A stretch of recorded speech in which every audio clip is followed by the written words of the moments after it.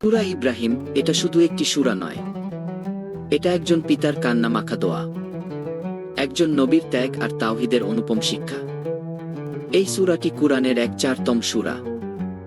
নাজিল হয়েছে মক্কায়, যেখানে ঈমান ছিল পরীক্ষার মধ্যে, আর সত্যের আলো ছিল সীমিত মানুষের মাঝে। আল্লাহ এই সূরায় আমাদের মনে করিয়ে দিয়েছেন, তোমরা যদি কৃতজ্ঞ হও তবে আমি তোমাদের জন্য নিয়ামত বাড়িয়ে দেব, আর যদি অকৃতজ্ঞ হও তবে আমার শাস্তি কঠোর। সূরা ইব্রাহিম 7। কিন্তু সবচেয়ে হৃদয়স্পর্শী অংশ, সেটা সূরার শেষ দিকের সেই দোয়া, যেখানে ইব্রাহিম আলাইহি ওয়াসাল্লাম তার সন্তানদের নিয়ে কেঁদে বলেন, হে আমার প্রভু, আমি আমার কিছু সন্তানকে রেখে এসেছি এক অনুর্বর উপত্যকায়, তোমার পবিত্র ঘরের পাশে, যেন তারা সালাত কায়েম করে। অতএব কিছু মানুষের হৃদয়কে তাদের দিকে আকৃষ্ট করে দাও এবং তাদের ফলমূল দিয়ে রিজিক দাও, যাতে তারা তোমার প্রতি কৃতজ্ঞ হয়।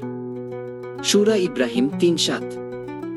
একজন পিতা যিনি নিজের সন্তানদের রিজিকের চেয়ে বেশি গুরুত্ব দিয়েছেন সালাত ও হেদায়েতকে। এই দোয়া আমাদের শেখায়, সন্তানদের জন্য কেবল দুনিয়ার চিন্তা নয়, বরং তাদের ঈমানের দুশ্চিন্তাই একজন মুসলমান বাবার আসল দায়িত্ব। সূরা ইব্রাহিম আমাদের শেখায় তাওহীদ, শুকর, সবর আর আল্লাহর উপর পূর্ণ ভরসা। এই সূরাটি নিয়মিত পাঠ করলে আমাদের হৃদয়ে শান্তি নামে, আমাদের অন্তর আল্লাহর দিকে ঝুঁকে পড়ে। আসুন আমরা আজ থেকেই সূরা ইব্রাহিম পড়া শুরু করি। আসুন আমরা আমাদের সন্তানদের জন্য সেই দোয়া করি যা করেছিলেন খলিলুল্লাহ ইব্রাহিম আলাইহি ওয়াসাল্লাম।